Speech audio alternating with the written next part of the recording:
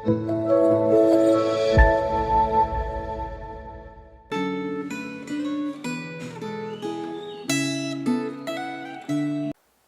para pemirsa setia dari channel Refleksi Gema. Bersyukur kepada Tuhan bahwa kita masih diberikan kesetiaan untuk kita terus membaca Alkitab, membaca renungan Gema, dan atau menyaksikan tayangan Refleksi Gema ini. Pada hari ini kita akan kembali bersama-sama membaca, merenungkan, dan merefleksikan bagian firman Tuhan secara khusus dari kitab Yehezkiel. Tetapi sebelum itu, marilah kita berdoa terlebih dahulu. Mari kita berdoa. Tuhan Allah Bapa, kami sungguh bersyukur atas kebaikan Tuhan di dalam kehidupan kami, sehingga di dalam kebaikan Tuhan itu kami boleh ada sebagaimana kami ada pada hari ini. Dan saat ini Tuhan, kami mau membaca, merenungkan, dan merefleksikan akan satu bagian dari firman Tuhan.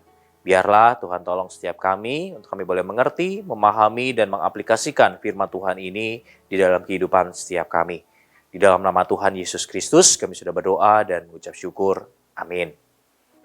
Bagian kitab Yehezkiel yang akan kita baca pada hari ini, yaitu tanggal 13 Juli tahun 2022 adalah dari Yehezkiel 44 ayat 4 sampai Yehezkiel 45 ayat 17. Namun, hari ini saya hanya akan membacakan dari Yehezkiel 44 ayat 4 sampai 14 saja. Demikian bunyi firman Tuhan.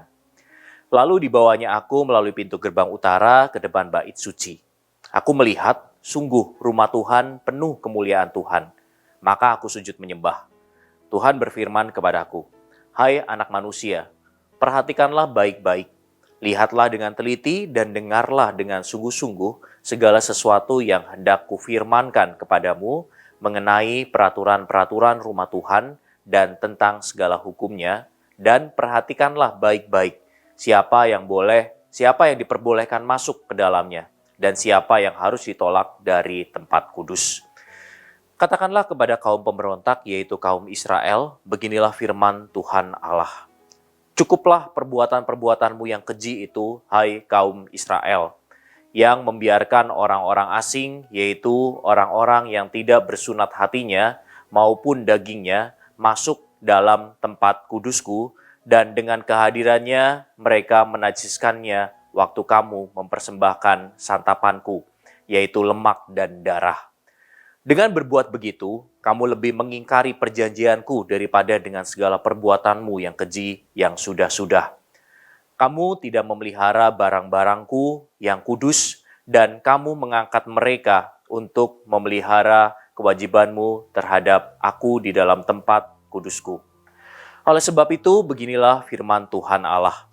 Tidak seorang pun dari orang-orang asing yang hatinya dan dagingnya tidak bersunat boleh masuk ke dalam tempat kudusku. Ya, setiap orang asing yang ada di tengah-tengah orang-orang Israel. Tetapi orang-orang Lewi yang menjauh daripadaku waktu Israel sesat daripadaku dengan mengikuti berhala-berhala mereka akan menanggung hukumannya. Di dalam tempat kudusku, merekalah yang mendapat tugas penjagaan di pintu-pintu gerbang bait suci dan tugas pelayanan di dalam bait suci.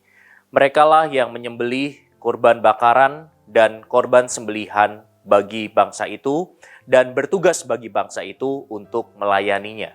Oleh karena mereka telah melayani bangsa itu di hadapan berhala-berhala mereka, dan mereka bagi kaum Israel telah menjadi batu sandungan yang menjatuhkannya ke dalam kesalahan. Oleh karena itu aku bersumpah mengenai mereka. Demikianlah firman Tuhan Allah, bahwa mereka akan menanggung hukumannya sendiri. Mereka tidak akan mendekati aku untuk melaksanakan tugas imam di hadapanku, ataupun mendekati segala barangku yang kudus, atau persembahan-persembahan maha kudus. Mereka akan menanggung nodanya yang timbul karena perbuatan-perbuatan mereka yang keji. Aku menetapkan mereka untuk bertugas di bait suci dan melakukan segala pelayanan yang berhubungan dengan itu, dan melakukan segala sesuatu yang perlu di situ. Jemaat Tuhan yang terkasih, pada tahun 1938, ada seorang anak laki-laki di Queensland, Australia yang membawa pulang sebuah batu berwarna kusam yang ditemukannya tergeletak di lereng bukit. Keluarga ini memutuskan untuk menggunakan batu itu untuk palang pintu tempat mereka tinggal selama 10 tahun. Kemudian, seorang pembuat perhiasan yang mengenali nilai batu itu membelinya lalu memolesnya, sehingga dikenal sebagai bintang hitam Queensland, batu safir bintang terbesar di dunia sebelum ditemukannya batu safir bintang Adam yang ukurannya lebih besar. Batu bintang itu sekarang dipasang di atas emas putih dengan 35 berlian di sekeliling tepi bintangnya. Safir 733 karat atau sebesar 146,6 gram ini dianggap sebagai salah satu permata terindah di dunia. Walaupun batu permata di atas ini sangat menakjubkan, tetapi kemuliaan Tuhan jauh lebih luar biasa. Dalam Yeskiel 44 ayat 1-4 dicatat tentang dua hal tentang kemuliaan Tuhan yang luar biasa ini. Yang pertama adalah tentang perintah ditutupnya pintu gerbang timur. Alasan ditutupnya gerbang ini adalah karena setelah kemuliaan Tuhan melewati gerbang timur, gerbang itu menjadi suci, sehingga tidak boleh menjadi jalan umum dan akan ditutup. Jemaat bisa membaca di pasal 44 ayat yang pertama sampai dengan ketiga.